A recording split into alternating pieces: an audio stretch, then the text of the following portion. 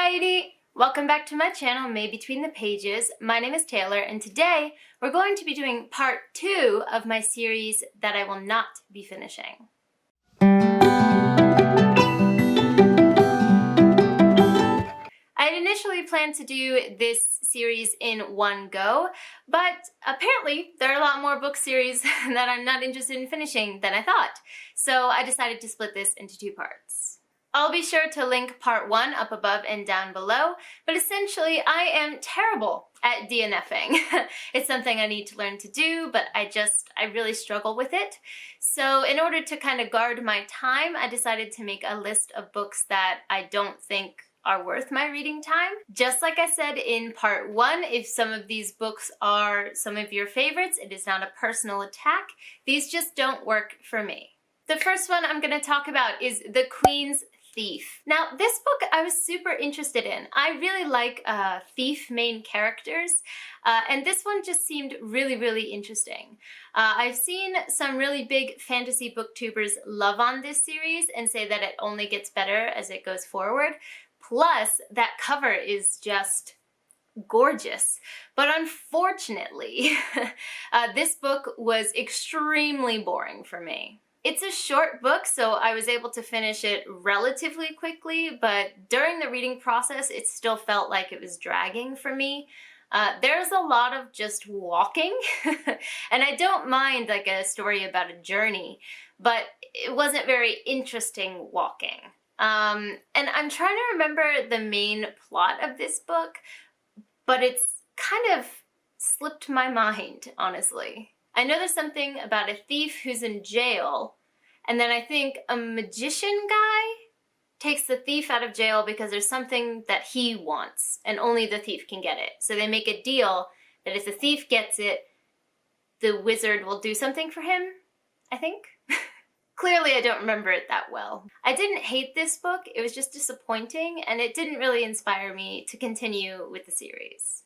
The next book here is a maybe for not finishing, and maybe I'll continue, but I'm leaning towards no, and that is King of Scars.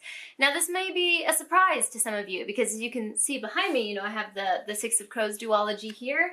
I've talked about this on my channel before, but Leigh Bardugo is a hit-or-miss author for me. I did not like her Shadow and Bone trilogy. I love her Six of Crows duology and her Language of Thorns short story collection, but King of Scars is kind of in the same realm as the Shadow and Bone trilogy as just a miss. I was super hyped for this book because Nikolai is one of my favorite characters from the Shadow and Bone trilogy. It's one of the only characters that really got me through that series. So I was so excited to see him in his own story.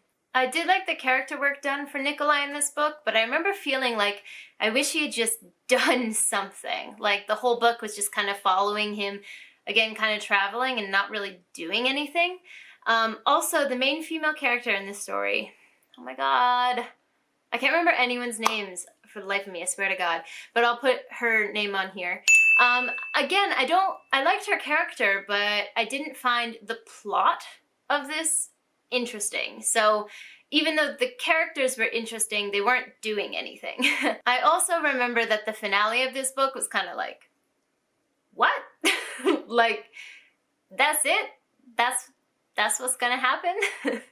And I felt really underwhelmed and a bit confused because, like I said, there wasn't much plot leading up to it, so the ending just wasn't very satisfying because there were very few threads to tie together. And I just remember not really finding the ending satisfying at all. I did look at my Goodreads review, and I did write that I would read the next book and see if it wowed me. But, it's been enough time since then that I'm not sure that I will. Like I said, this is a maybe. Maybe I'll go ahead and pick this up. Maybe I won't. But right now, I'm leaning towards no. The next book on this list is the only one that I have physically, and that is the Charlotte Holmes series, the first one being A Study in Charlotte. As you can see, I picked this up at Target quite a long time ago and brought it over with me. It's a little beat up, I've had it for a while. But I was really excited about this book because I love Sherlock Holmes. I love his original stories. And I was so excited to see a gender-bent version of that. But I felt that this rendition of it was just lacking. For me, the friendship in this just didn't click. Like, Watson and Holmes, just their banter, their interactions, I wasn't buying it. I did like that they kept that Holmes is kind of an asshole and doesn't apologize for it, so Charlotte doesn't apologize for that aspect of her personality in this book, and I really did like that. But Watson was too much of a pushover, and he would apologize like every other line, and it was starting to drive me absolutely crazy. I remember thinking that I was going to start highlighting how many times he apologizes. I didn't actually do it, but I'm sure it would be more than is necessary. Also, I've mentioned many times that YA contemporary is just not what I read, and this is kind of set in a YA contemporary setting, and the character's like 16, and the shit that they do in this book, like, where are the parents in the story? They exist, but they just let the kids do like whatever they want to do. And I was just sitting there like, why did you even write parents into this story? Just do the usual YA trope and make them an orphan, or, the family died when they were young or something. Just get the parents out of the way, because I didn't see the point of writing them into this story at all. I ended up giving this book a 2 or 2.5 stars, I think, and it was just disappointing because I really, really wanted to love this. I think there are 3 or 4 installments in this series now, but I just won't be picking them up. The next one on this series is An Unkindness of Magicians. Now, initially, this was supposed to be a standalone, I believe, and I became interested in this book through Murphy Napier's channel. Now, she and I have pretty similar tastes, so I thought that this would be a home run for me, a standalone kind of dark magic fantasy, but it wasn't. This is a very, very dark book about what happens when magic is used for ill and when revenge finally comes for those who have made those choices.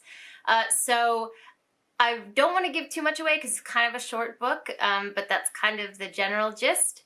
The magic battles in this left me feeling, I don't know, they left me wanting. I had wished that they'd been explored more or longer, because a lot of the battles happen and are over extremely quickly, and didn't give you a chance to really delve into the magic too much. So I felt, a little bit lacking in that regard. The female friendships in this book are fantastic, though, and I really enjoyed the main character and her lack of shits that she gave about what people thought about her personal romantic life, or about what she chose to do, for herself. I really did enjoy that aspect of it. But it didn't intrigue me enough to pick up a second book. I think that the end of this book, while a bit heartbreaking, is how it should end. But I heard recently that there's going to be a second book in this series, I'm pretty sure. Correct me in the comments if I'm wrong, and it should be in this video at all. But I'm pretty sure I heard there was going to be a second book, and that's what prompted me to put it on this series, because I just don't think it was engaging or intriguing enough for me to want to pick up a second thing in this world. Next book is the Legend of Orisha, or the Children of Blood and Bone series. I read the first book when it was hyped and when it came out and everyone was really excited for it. And I think I ended up giving it 4 stars, or 3.5 maybe, because I wasn't as impressed as I wanted to be. I loved the new environment of an African-based fantasy, which many more have, existed before this book and have come out after, but this was the first one that I saw get this much hype that was an African-based fantasy, and I was really interested in the world. I think she did a good job establishing the world, and the magic system was really interesting. However, this book followed the YA tropes kind of beat for beat, and there is a enemies to lovers love story in here, and I hated how that was done. It seemed like it was just hate, hate, hate, hate, hate, oh my god, I need you. And the beauty of that trope is the slow burn, and I didn't really feel that at all. I remember thinking that the end of this book was intriguing enough that I would want to pick up the second one. However, after the second one came out, the reviews were not stellar. And a lot of people have said, just keep it at the first one. Don't engage with the second one.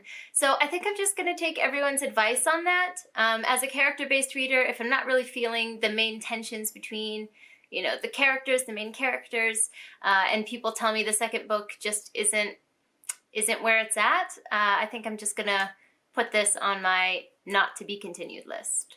This next one is going to ruffle some feathers, I'm pretty sure. And this is also a maybe, but that is The Poppy War by R.F. Kuang.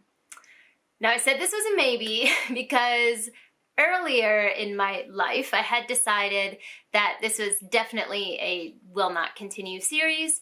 I read it before the hype really came around for it, and I'm really happy that it's getting the hype it's getting now. But when I read it, I just was underwhelmed. I felt like it was two different books kind of smushed into one. So the first half was like a school setting, and that was what was advertised at the time. There weren't a lot of people talking about how vicious this book is. So I went into it expecting more of a school setting, and that is what you get for the first part of the book. But those who've read it know that the second part of the book is not that at all. It's a very realistic, terrible, terrifying war story. I mean terrible in the sense of the actions taken, not in the sense of the writing, because I do think R.F. Kuang's writing is very good. However, for me, the magic system in this book just didn't hit right. Something just felt a little bit off every time we were introduced to it. I don't know what it was for me. I don't know if it was that we didn't go in depth enough, or I felt like the reveals...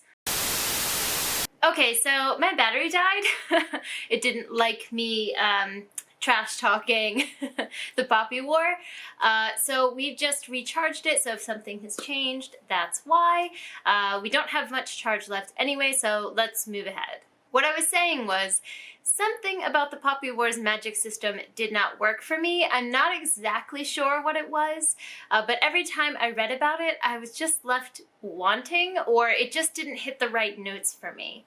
So whenever, the magic system is very important in the story, so whenever the main character, Rin, or any of the other characters engaged with the magic, it wasn't exciting for me. And that's a huge part of the story. We already know I can't remember characters' names, especially from these books, but the character who's supposed to be Rin's idol, the person that she really wants to become and be like, was just not likable for me. Not just not likable, but not interesting. He didn't grab my attention. So because he's supposed to have this big role in the story, those notes of the story didn't hit right for me. I did, however, love the end of this story, how it goes in a direction that most fantasy writers wouldn't dare to go in, and that was one of the saving graces of this book for me, was the ending. So this is a question mark because pretty much everyone that I'm friends with on BookTube loves this series, and they say it just gets better and better and better. So I am playing with the idea of picking up the second book, which is The Dragon Republic. I've heard that it does expand upon the magic system quite a bit, and maybe that could shift my perspective a little bit. So I'm open to reading the second book. Will I? Still questionable, but I'm open to it. We've got two more books here. The next series is one that is one of the few series that I don't understand how people like it. Most of these books I can understand why they're popular or why people would continue with them, but this particular series I don't get it, and that is The Raven Cycle, the first book being The Raven Boys. I read this book when I first started BookTube because I was really excited to get into, some of the BookTube favorites and jump into the world. And my library in Japan actually has this series, so I was really, really excited when I saw it. I picked up the first book and I barely pushed myself through it. There was no plot to speak of, and when there was, it came out of nowhere. The bad guys, the enemies in this story, make no sense. They're not scary at all. And the actual characters themselves are not interesting. I know people love Gansey and Blue, but for me, I don't get the appeal of them at all. And the finale of the first book just came completely out of left field for me. I felt like there were absolutely no stakes, and yeah, the whole book was a flop. But because I was new to watching BookTube, I hadn't started making videos yet, but I was new to the community and I wanted to see what everyone was talking about, I did pick up the second book. I got about 1 or 2 chapters in and I DNF'd. That's how you know I hated it because I struggle so hard to DNF. I struggle with FOMO so bad when I do that, but I don't feel like I'm missing out on anything not continuing this series. I know this sounds really harsh, but this is one of the few series where I just don't understand why people like it. So clearly, because I DNF'd the second book, I will not be continuing on through the second, third, or fourth book in this series. The last one here is Darkest Dre. Now this, I picked this up when I had Kindle Unlimited. I no longer have it, but when I did, I wanted to utilize it, get my money's worth. So I picked up a lot of random romance books, and I love fantasy romance, no one's surprised there. So I picked up this series, and the first book was really trashy, cheesy, really good at what it was trying to do. And then the second book tried to get a little more serious, I suppose, and it just didn't do that well. I truly don't remember the details of this story. There's something about dragons, and I think the main characters can transform into dragons. So there's this mating ritual in the second book that got really weird about gender roles. And I just didn't enjoy the way that the author was playing with that idea. It just seemed very kind of archaic in its opinions. And so I decided I just wouldn't be continuing with the series. I don't think it's bad for what it is, especially the first book, but there are so many other trashy fantasy romances that I can pick up that don't rub me the wrong way with their discussion of gender roles, so I'm just gonna put this one down. That concludes the second installment in my series I will not be finishing video series. That sounds repetitive. You guys know what I mean. Let me know in the comments down below if you've read any of these, if you disagree with my opinions on them, if you agree. I know a couple of these are going to be conversation starters, so I'd love to chat with you guys in the comments. But for now, I'm gonna head out. Ja ne!